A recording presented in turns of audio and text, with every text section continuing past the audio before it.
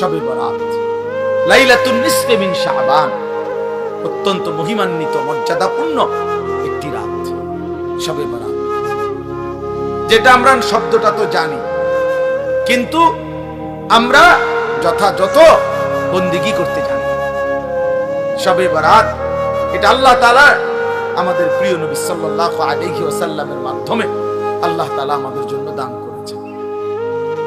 হাদিসের মধ্যে আছে হযরত মুআজ ইবনে জাবাল রাদিয়াল্লাহু তাআলা আনহু, সহিহ ইবনে হিব্বান সহ কিতাবে আছে, এবং মুহাদ্দিসিনে কেরামের বিশ্লেষণে, সব ঘরানার মুহাদ্দিসিন ওনাদের বিশ্লেষণে এই হাদিসটি সহিহ হাদিস। হযরত মুআজ ইবনে জাবাল থেকে বর্ণিত, তিনি বলেন আল্লাহর নবী সাল্লাল্লাহু আলাইহি ওয়াসাল্লাম বলেছেন, ইয়াত্তালিউল্লাহু তাআলা ইলা খালকিহি ফি লাইলাতিন নিসফি মিন শাবান ফায়াগফিরু লিজামিই খালকিহি ইল্লা লিমুশরিকিন আও মুশাহিন। নবী সাল্লাল্লাহু আলাইহি ওয়াসাল্লাম বলেন, যখনই মধ্য শাবানের মধ্য রাত্রি আসে, অর্থাৎ এই শবে বরাত আসে, তো আল্লাহ তাআলা কুদরতি ভাবে একদম বান্দার কাছে প্রথম আসমানেই আগমন করেন, এবং আল্লাহ তাআলা এই রাত্রিতে সেই সন্ধ্যা থেকে ফজর পর্যন্ত রাতভর বান্দা আল্লাহর কাছে তওবা করে, ইস্তিগফার করে, দোয়া করে, কান্নাকাটি করে, বারবার নিজের গুনাহ মাফ চায়, আল্লাহর কাছে চোখের পানি ফেলে, তো আল্লাহ তাআলা তার কোটি কোটি বান্দাকে সারা রাত ভর মাফ করতে থাকে।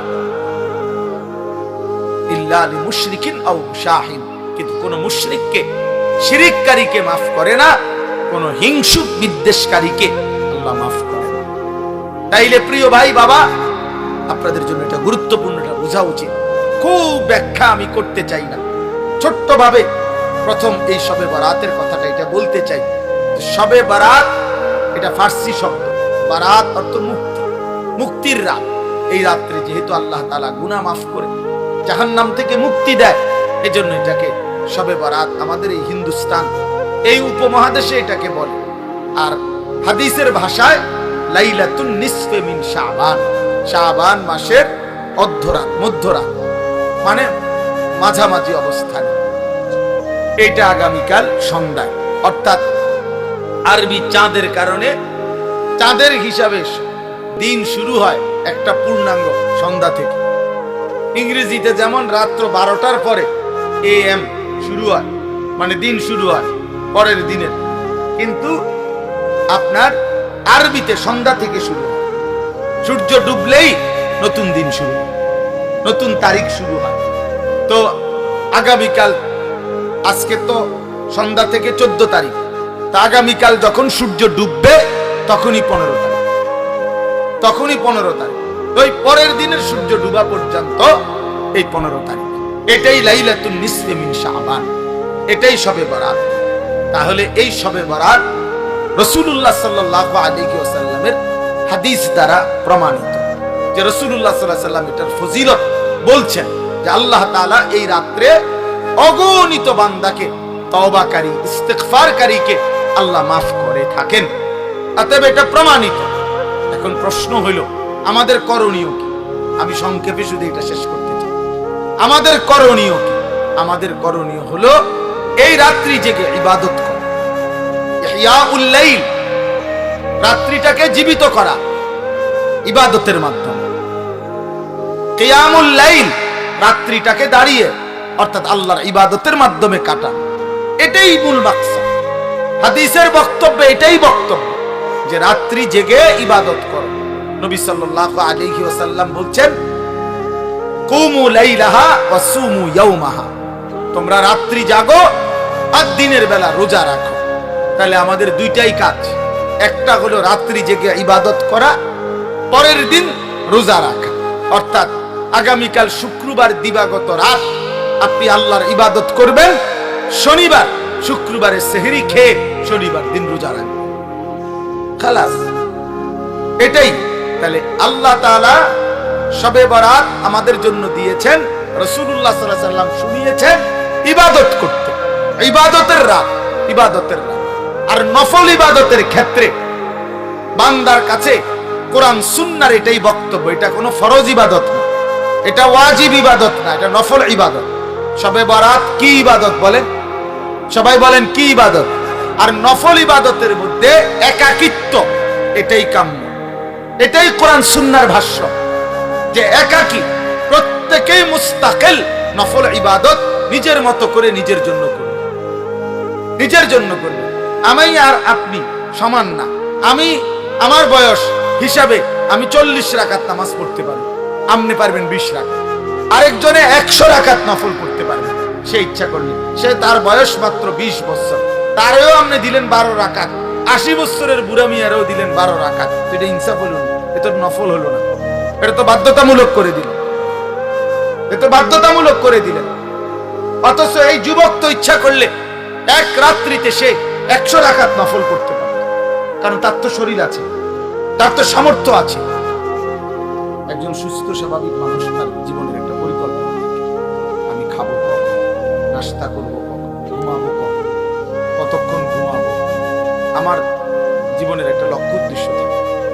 আমরা ছোট্টবেলায় প্রাইমারি স্কুলে যখন পড়ছি, আমার পুরো মনে আছে, আমরা বাংলাতেও ইংরেজিতেও রচনা শিখছি। এইম ইন লাইফ আমার জীবনের লক্ষ্য। বাংলা রচনাও লিখছি, ইংরেজিতেও রচনা লিখছি। জীবনের একটা লক্ষ্য উদ্দেশ্য থাকে, টার্গেট থাকে।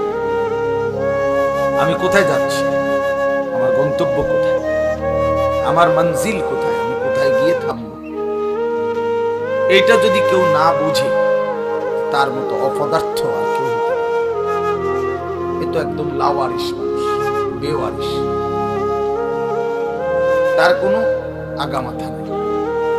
মনে করেন একটা বাসে উঠে যদি একজন লোক, তো কন্ট্রাক্টর যদি জিজ্ঞাসা করে কই নামবে, সে যদি বলে তোমার মন মতো এখানে নামাই দিই, তো সে কি বলবে? হেল্পারে ডাকবে, বলবে এই পাগল উড়েছে, বলবে না এই পাগল, এই মাতালরে উড়াইছে, এই পাগল তো জানেই না কই নাম। সে তো তার মঞ্জিলে চিনে, গন্তব্যই জানে। এই জন্য যে গন্তব্য চিনে না সে পাগল, সে মাতাল। আমাদের গন্তব্য চিনা উচিত। আমরা এখন আছি হায়াতে, আমরা যাব কবর, সেখান থেকে উঠবো হাসরের মাঠে। সেখানে আমাদের প্রত্যেকের আমল নামা, আমার জিন্দেগির যাবতীয় কর্মকাণ্ডের হিসাব আমাদের হাতে দেয়া।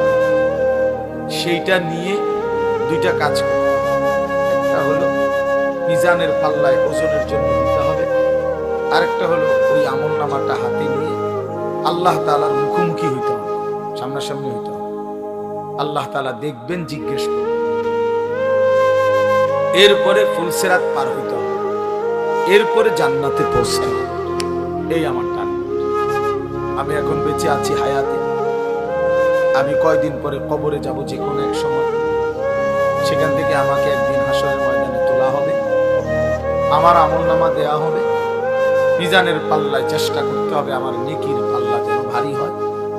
আল্লাহ তাআলার সামনে যেন আল্লাহ আমাকে দেখেই যেন আল্লাহ তাআলা আমার বিচার সহজ করে দেন।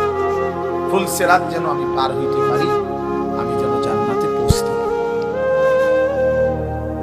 যেদিন বান্দা জান্নাতে পৌঁছবে, সেদিন চূড়ান্ত ভাবে সে নিশ্চিন্ত হবে। কোরআন শরীফে আছে, ওয়াকালু আলহামদুলিল্লাহিল্লাযী আযহাবা আন্নাল হাযান। আল্লাহ তাআলা বলেন, এই ছেলে, কি সমস্যা দোস্ত? অপদার্থ কোথাকার বেটা, উঠে যাও এখান থেকে। এই যে এই টুপিওয়ালার পিছনের ছেলেটা, তোমারে বলছি, কি মনে করছো আমি দেখি না? এই দোনোজন মস্কারি করে। নাহলে উঠো, যাও, খিচুড়ির টাইমে আইসো। আসছো দুনিয়া খিচুড়ি খাইতা, আইও খিচুড়ি খাইবা, অসুবিধা কি? খামখেয়ালি করবা না। আমি তো শুরুতেই বললাম তুমি চলে যাও, কোনো অসুবিধা কি? আমার গাফেল মানুষ আমি পছন্দ করি। আজকে নতুন আসছি নাকি? আমার এই একটা মাহফিলেই শুধু, যেটা এত লাগাতার মাহফিল, আমার মনে হয় না আমার গত 2-4 বছরের ভিতরে কোনো মাহফিল এতটা ধারাবাহিক মাহফিল। আমার এই হাজি সাহেব, আমি এই বেচারার কথা ফেলতেই পারি, এই একটা বড় মুসিবত। উনি বললে আমি আর কথা ফেলি। আমার আজকে দিনটা আমার শায়েখের খানকা ঢালকা নগর ঢাকা যাওয়ার কথা। আমি উনি যখন আমার বলছেন ঠিক আছে যাই তো, আমার এরশাদ ভাই আমার উনি বলছে ওনার মাহফিল দিতে এখন আসছে এই একটা সাংঘাতিক ভালোবাসার বিষয়। যাই তো বলতেছিলাম, মঞ্জিল চিনা, গন্তব্য চিনা, টার্গেট থাকা, লক্ষ্য থাকা, এটা সুস্থ স্বাভাবিক মানুষের পরিচয়। যে অসুস্থ, যে মাতাল পাগল, তার কোনো গন্তব্য কোথায় গিয়ে থামবেন? কত টাকা রোজগার করলে আপনি তৃপ্ত হবেন জানা জানা। এই জন্য দুনিয়া তৃপ্ত হওয়ার জায়গা না। আমাদের মঞ্জিল, আমরা মুমিন, আমাদের ঈমান, আমাদের ঈমানের ওই পিঠে জান্নাত। আমরা মুসলমান, আমরা মুমিন, অতএব আমাদের গন্তব্য জান্নাত। মুমিনের গন্তব্য মূলত কোথায়? জান্নাত। قد أفلح المؤمنون। আল্লাহ বলছে সমস্ত ঈমানদার সফল হয়েছে। ঈমানদার সফল, আর সেই সফলতার গন্তব্য কোথায়? আল্লাযীনা ইয়ারিসুনাল ফিরদাউসা হুম ফিহা খালিদুন। আল্লাহ বলেন নির্ধারিত কতগুলো আমল ঠিকমতো করলে আমার সেই মুমিন বান্দা উত্তরাধিকারী হবে জান্নাতুল ফিরদাউসের, এবং সেখানেই চিরস্থায়ী থাকবে। এই জন্য প্রিয় ভাই, নওজোয়ান বাবা, অল্প সময় আমরা মনোযোগ দিলে আমাদের জন্য ভালো। তো আমাদের সামনে রমজান, আমাদের প্রস্তুতি রমজান, কারণ রমজান মানেই হলো আখিরাতের মাস। রমজান মানেই হলো পরকাল সাজাইবার মাস, নিজের আখিরাত সাজাবার, জান্নাত সাজাইবার মাস হলো রমজান। রমজানকে সামনে রেখে আল্লাহ পাক রব্বুল আলামিন ফেরেশতাদেরকে দিয়ে জান্নাত সাজিয়ে দেয়, নতুন করে জান্নাত সাজায় রমজানকে সামনে রেখে, জাহান্নামকে বন্ধ করে দেয়, এবং সমস্ত শয়তান দুষ্ট জিনগুলোকে শেকলে বন্দী করে দেয়। ইজা দাখালা রমাদান ফুতিহাত আবওয়াবুল জান্নাহ ওয়া গুল্লিকাত আবওয়াবুন নার ওয়া সুলসিলাতিশ শায়াতিন। নবী সাল্লাল্লাহু আলাইহি সাল্লাম বলেন, যখনই রমজান আসে তখনই আল্লাহ পাক তার জান্নাতের সব দুয়ার খুলে দেন, জাহান্নামের দরজা বন্ধ করে দেন, এবং শয়তানগুলোকে শেকলে বন্দী করে দেন। তার মানে বান্দা যেন শুধুই জান্নাতে যাইতে পারে, আল্লাহ তাআলাই কুদরতি ভাবে ব্যবস্থা করেন। এই জন্য রমজানে জান্নাতের ব্যবস্থা করতে পারে নাই, জাহান্নাম থেকে বাঁচার ব্যবস্থা করে। রমজানেও শয়তানি শেষ হয় নাই, দুষ্টামি শেষ হয় নাই, আল্লাহর নাফরমানি ছাড়তে পারে নাই। আসলে এটা শয়তানের তুনো বড় শয়তান, কারণ মেন শয়তান তো বন্দী, মেন শয়তান তো শিকলে বন্দী। তাহলে এরপরও এইটা শয়তান রমজানের ভিতরে কেমনে নাফরমানি করে, তা আমার মনে হয় এইটা ওইটার চাইতে উপরে ডিগ্রিওয়ালা শয়তান। এই জন্য যে এই শয়তানে বুঝাইতে চায় যে ওই শয়তান রে বন্দি করলে কি হবে, আমি তো তার থেকে শিখতে শিখতে তারে ডিঙ্গায় গেছি, আমি তো তারে ডিঙ্গায় গেছি, কিন্তু আমি তো শয়তান, এখন আমারে আর ওয়াসওয়াসা দিবে কিন্তু। নাইলে একজন মুসলমান, একজন মুমিন আল্লাহ এবং তার রাসূল এত বেশি পরিমাণ রমজানের মর্যাদা ফজিলত এত বলছে, এত বলছে, এত বলছে, এত কিছু বলার পরেও যার বিবেকে একটু নড়াচড়া করে না, তার চাইতে নিকৃষ্ট শয়তান আর কেউ, ওইটাই শয়তান। আল্লাহ নবী সাল্লাল্লাহু আলাইহি ওয়াসাল্লাম বলেন, কুল্লু আমালি ইবনে আদম লাহু ইল্লা সিয়াম। এক বান্দার তার সমস্ত আমল তার নিজের জন্য, নিজের আখিরাতের জন্য, কিন্তু আল্লাহ তাআলা বলে আমার বান্দা রোজা এটা ব্যতিক্রম। قال الله عز وجل فإن الصوم لي وأنا أجزي به। আমার বান্দার রোজা রাখছে শুধুই আমার জন্য, আমি নিজেই তার প্রতিদান দেব। ডান কাদের ফেরেশতাকে যেন আল্লাহ বলে, ফেরেশতা পুরা রমজান আমার বান্দার নেকি তুমি লিখবা না, আমি লিখবো, আমি লিখবো, আমি দেব বান্দা। এজন্য বাপ রমজানকে কেমনে কাটাবেন, রমজানের ফজিলত, রমজানের বৈশিষ্ট্য, রমজানের জন্য প্রস্তুতি মুমিনের আলাদা হবে। যাদের কলিজায় আখিরাত আছে, যাদের ফিকিরে আছে জান্নাতে যাওয়ার, যারা কবরের আযাব থেকে বাঁচতে চায়, যারা জাহান্নামের আগুন থেকে বাঁচতে চায় বাপ, তাদের জন্য রমজান ভিন্ন কিছু। রমজান মানে আলাদা মাস, রমজান মানে আখিরাতের মাস, রমজান ফিকিরের মাস, মেহনতের মাস, রাত্রি জাগার মাস।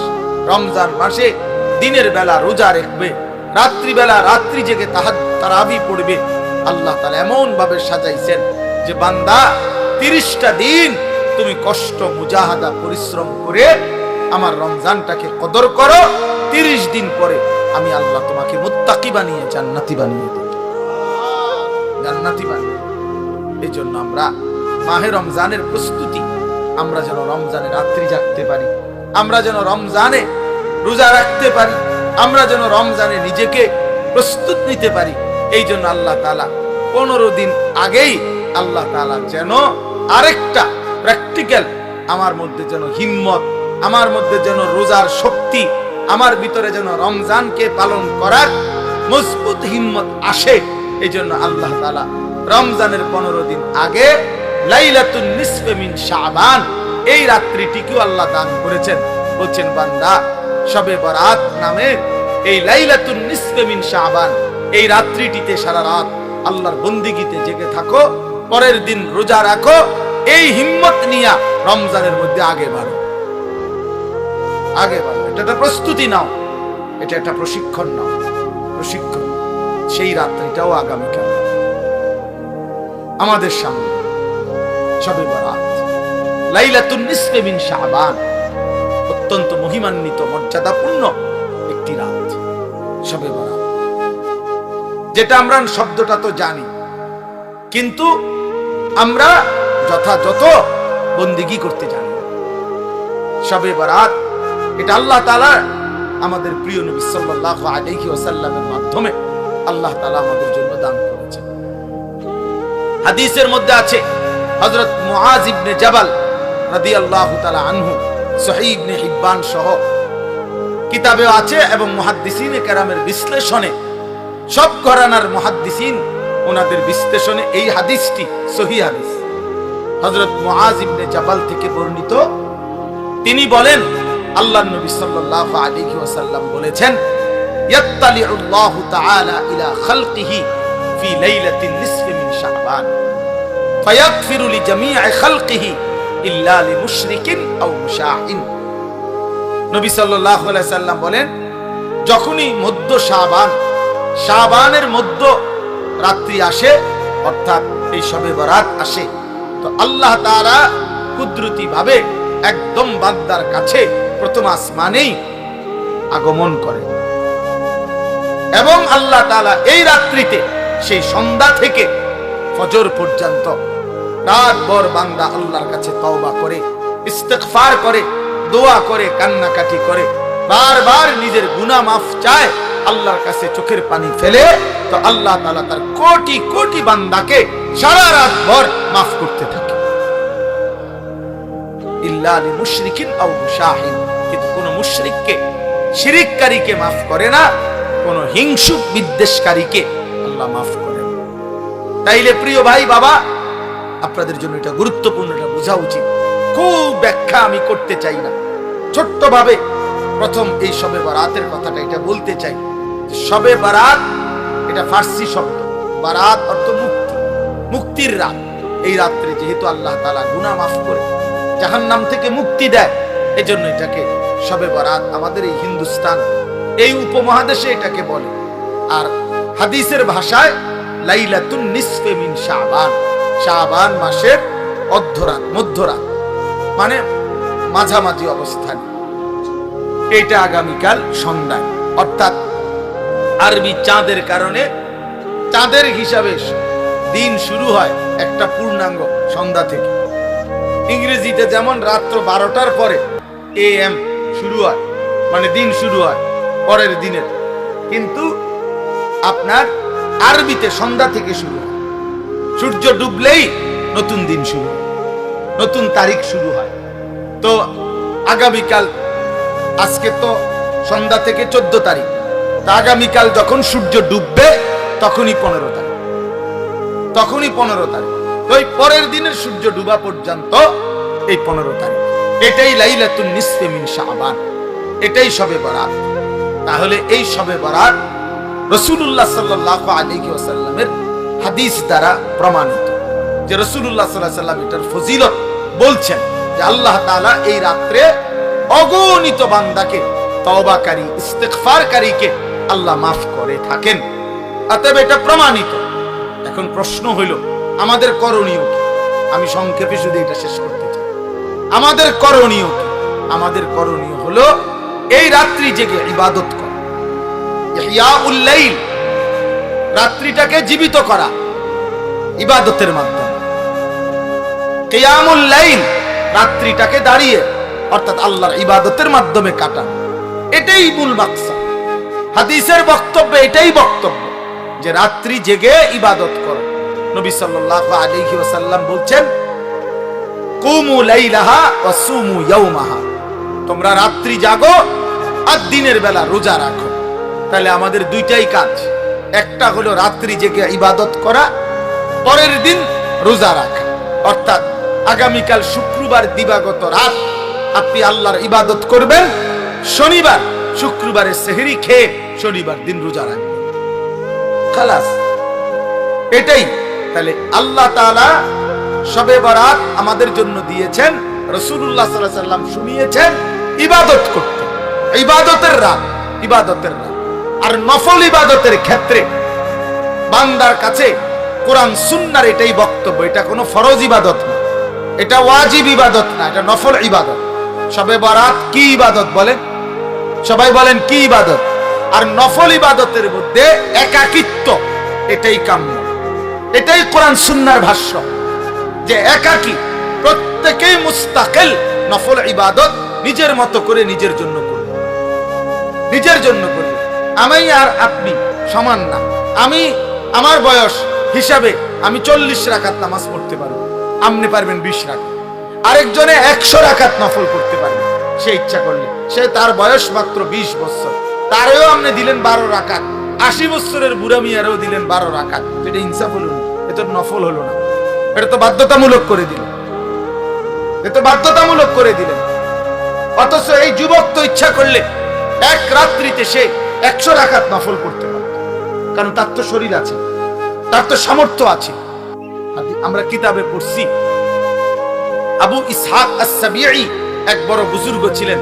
উনি বলছিলেন, যুবক যৌবন কালে এমন হাজারো রাত, শত শত রাত আমার জীবন থেকে গিয়েছে, যে এই রাত্রিগুলোতে আমি এক রাকাতে পুরা সূরা বাকারা 3.5 পারার মতো পুরাটা তেলাওয়াত করে ফেলেছি,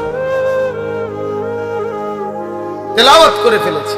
হযরত উসমান রাদিয়াল্লাহু তাআলা আনহুর মতো সাহাবী এক রাকাতে পুরা মুকাম্মাল কোরআনুল কারীম এক খতম দাঁড়ায়া পড়ে ফেলছে। তাইলে নফল আমল সবার কি বরাবর? কথা বলেন না কেন? আল্লাহর নবী সাল্লাল্লাহু আলাইহি সাল্লাম, ওনার স্ত্রী আম্মা জানা আয়েশা, নবীজির বিবি, উনি বর্ণনা করছেন, আল্লাহর নবী সাল্লাল্লাহু আলাইহি সাল্লাম, কানা রাসূলুল্লাহ সাল্লাল্লাহু আলাইহি ওয়াসাল্লাম ইউসাল্লি বিল লাইল, রাত্রি বেলা নবীজি নামাজ পড়তেছিলেন। ফাআতালা সুজুদ, সিজদাটা লম্বা করলেন, লম্বা একটা সিজদা দিলেন। হাত্তা জানান্তু আন্নাহু কাদ কুবিজা, হযরত আয়েশা নিজে বলতেছেন, আমি ভাবলাম এত লম্বা সিজদা, না জানি নবীজি ইন্তেকাল করলেন কি। আর তো মাথায় উড়ায় না, কখন সিজদা দিলেন, আহারে মাথায় তো তুলতেছে না। হযরত আয়েশা রাদিয়াল্লাহু তাআলা আনহা বলেন, আমি তখন নবীজি সাল্লাল্লাহু আলাইহি সাল্লামের পায়ের তালুতে পিছনে আঙ্গুল দিয়া স্পর্শ করলাম, মানে সাইলাম আলী বাইচা আছে কিনা। আল্লাহর নবী সাল্লাল্লাহু আলাইহি সাল্লাম একটু পরে যখন নামাজের সালাম ফিরাইলেন, তো নবীজি জিজ্ঞেস করলেন, আয়েশা তুমি কি ভেবেছো আমি তোমার উপরে কোনো জুলুম করেছি? অর্থাৎ তোমার সাথে না থেকে রাত্রিটা আল্লাহর ইবাদতে কাটায় দিছি, এতে কষ্ট পাইলা তুমি? হযরত আয়েশা বলেন, ইয়া রাসূলুল্লাহ, না, আমি কষ্টের কারণে বলি নাই। আমি মূলত ভেবেছিলাম এত লম্বা সেজদা দিছেন, না জানি আপনার ইন্তেকাল হয়েছে কিনা, এই জন্য আমার ভয় লাগছে দেখে আমি আঙ্গুলটা স্পর্শ করছি। আমার চাহিদার জন্য না, আমি আপনার পেরেশানিতে করছি। তো আল্লাহর নবী সাল্লাল্লাহু আলাইহি ওয়াসাল্লাম বললেন, আয়েশা, তুমি কি জানো আজকের রাত কোন রাত? তখন হযরত আয়েশা বললেন, জানি না ইয়া রাসূলুল্লাহ, আপনি জানেন, আপনি বলেন। তো আল্লাহর নবী সাল্লাল্লাহু আলাইহি ওয়াসাল্লাম বলেন, এই আজকের রাত্রি হচ্ছে লাইলাতুন নিসফি মিন শাবান, এটাই শবে বরাত, এটা শাবানের মধ্যরাত। এই রাত্রিতে আল্লাহ তাআলা যত লোক আল্লাহর কাছে গুনাহ মাফ চায়, তওবা করে, আল্লাহ তাদেরকে মাফ করে থাকে। যত লোক আল্লাহর কাছে দয়া ভিক্ষা করে, তো আল্লাহ তাআলা তাদের উপরে দয়া করে। তাহলে আল্লাহর নবী সাল্লাল্লাহু আলাইহি সাল্লাম এত লম্বা সেজদা দিবেন যে নবীর বিবি উনি পর্যন্ত ভয় পাচ্ছিলেন যে ইন্তেকাল করলেন কিনা। তাইলে নফল ইবাদত একটা লক্ষণীয় কথা বোঝেন, শুনতেছেন আপনারা? আরে ভাই, বুঝতেছেন আপনারা? আপনার ইনসাফে কি বলে যে আমার বিবি, আমি নামাজ পড়তেছি, আজকের রাত্রি এত গুরুত্বপূর্ণ, কিন্তু উনি ওনার বিবিকেও, অর্থাৎ এতটা আলাদা যে একত্রে না, তুমিও বসো, তুমি আমরা দুজন মিলে গড়ি ধরো, তুমিও 15 মিনিট সেজদা দিবা, আমিও 15 মিনিট সেজদা দিব, তুমিও আধা ঘন্টা লাগাইয়া নামাজ পড়বা, আমিও আধা ঘন্টা লাগাই পড়বো, এরকম কথা বলছেন এখানে।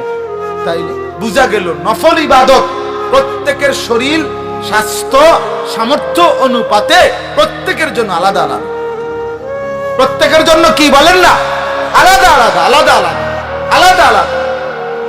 তাহলে শবে বরাত হাদিস দ্বারা প্রমাণিত। কি দ্বারা প্রমাণিত? উলামায়ে কেরাম, আসলাফ, পূর্বপুরুষদের, মনীষীদের, বুজুর্গদের কথার আলোকেও শবে বরাত প্রমাণিত। এই রাত্রি ইবাদতের রাত, এটা প্রমাণিত কথা।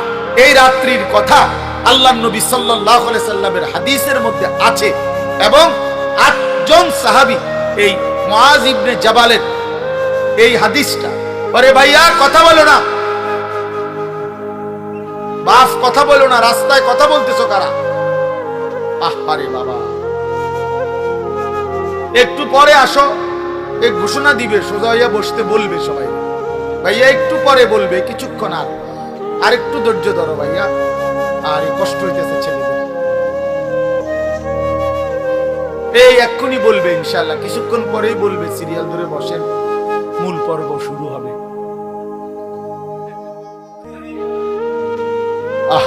আফসোস আফসোস জিন্দেগি,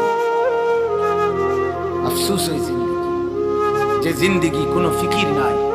মুসলমানের সন্তান আমরা, প্রিয় ছেলেরা, বাবা, কোনো খাবারই শেষ সমাধান না, সেটা বিরিয়ানি হোক আর আরো ভালো কিছু হোক, সবকিছুরই গন্তব্য বাথরুম। এটাই তো সত্য। সেটা আরো দামি হোক কিছু খাবার, কিন্তু গন্তব্য তো বাথরুম। এছাড়া আর কি? তাহলে এক মানুষের জিন্দেগির টার্গেট যদি হয় বিরিয়ানি, তো এই বিরিয়ানির পরিণতি যেহেতু টয়লেট শেষ ঠিকানা, তো তোমার জিন্দেগির টার্গেটও টয়লেট। বাথরুম ছাড়া আর কি? টয়লেট ছাড়া আর কি? খাবে, ঘুমাবে, পেশাব করবে, বাথরুম টয়লেট সারবে, আর মাঝখানে টাইম যৌন চাহিদা করবে, খালাস, এতটুকুই জিন্দেগি। এবার কেউ যদি, আমি সবসময় বলি, প্রতিদিন বলি, যে জীবন শুধু এটাই বুঝছে, জীবন মানে খাবার, পেশাব পায়খানা, ঘুম আর যৌন চাহিদা, লজ্জাস্থানের চাহিদা পূরণ, এতটুকুই যে জীবন বুঝছে যে এটাই আমার জীবন, এই জীবন জানোয়ারের জীবন। এই জীবন কি জানোয়ার? এই জীবন কুকুরের জীবন, কুত্তার জীবন। কারণ ওই কুকুরও খায়, ঘুমায়, পেশাব পায়খানা করে, কুকুরেরও যৌন চাহিদা পূরণ। এই জন্য কুকুরেরও বাচ্চা কাচ্চা, তো তার যদি যৌন চাহিদা পূরণ না হতো, বাচ্চা হবে না। এই জন্য কোরআনুল কারীম